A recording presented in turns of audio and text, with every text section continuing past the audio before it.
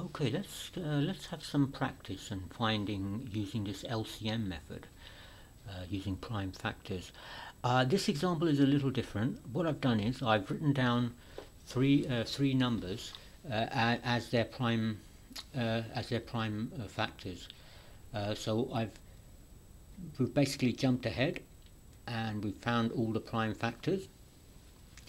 And let's say the number here was A, and this number was B, and this number is C, and these are their prime factors. Now, what are the next steps? I wonder if you remember what the next steps are. The first step will be to find all the unique prime factors. So here we've got 2, we've got 3, we've got a 5. What other prime number have we got here? We've got a 7, and we've got an 11. So now we've written down all the prime numbers that occur, all the unique prime numbers that occur. The next step, if you remember what the next step was, we pick the highest, what the highest powered one is, if there is one, if there is a high powered one available. So for 2, which one are we going to pick? Are we going to pick 2 as it by itself, or we've got 2 squared here? We'll pick the 2 squared. This is imagine this step as picking members for your team. You're picking the highest powered ones, or whatever is available if they're just on their own. So what about 3? 3 is just there on its own, and its value is 3 squared. So we pick 3 squared. Write down 3 squared there. What about 5? 5 is just there on its own. So we just leave 5 as it is. What about 7? We've got an occurrence of 7 here, and it's to the power 7, and it's 7 squared.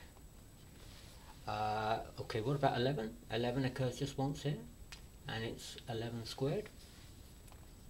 And that's it. So what you do, you just multiply the once you've found the members of your LCM team, you just multiply them together, and that's it. We found the LCM of number A, B, and C. So yeah, this method, so this example was just trying to reinforce how to find the steps of finding the LCM. You write down all the unique prime numbers, and then you pick out, it's that method of picking out the highest or whatever's available if they're on their own.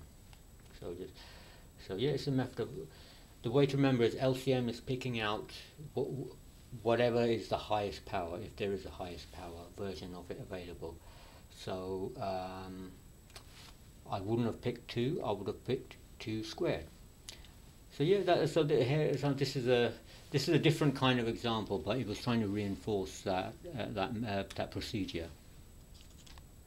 Okay, to finish up on finding the lowest common multiple, in this example we've got the 2, 3, and 5, which are prime numbers themselves. So to find the prime factors of these numbers are going to be the numbers themselves. So of 2 is going to be 2, 3 is going to be 3, and 5 is going to be 5. So the only step left here is there's no other higher powered value of 2, and there isn't any higher powered value of 3, and there isn't any higher powered value of 5. So and these are all your unique prime numbers anyway. You've got them down here.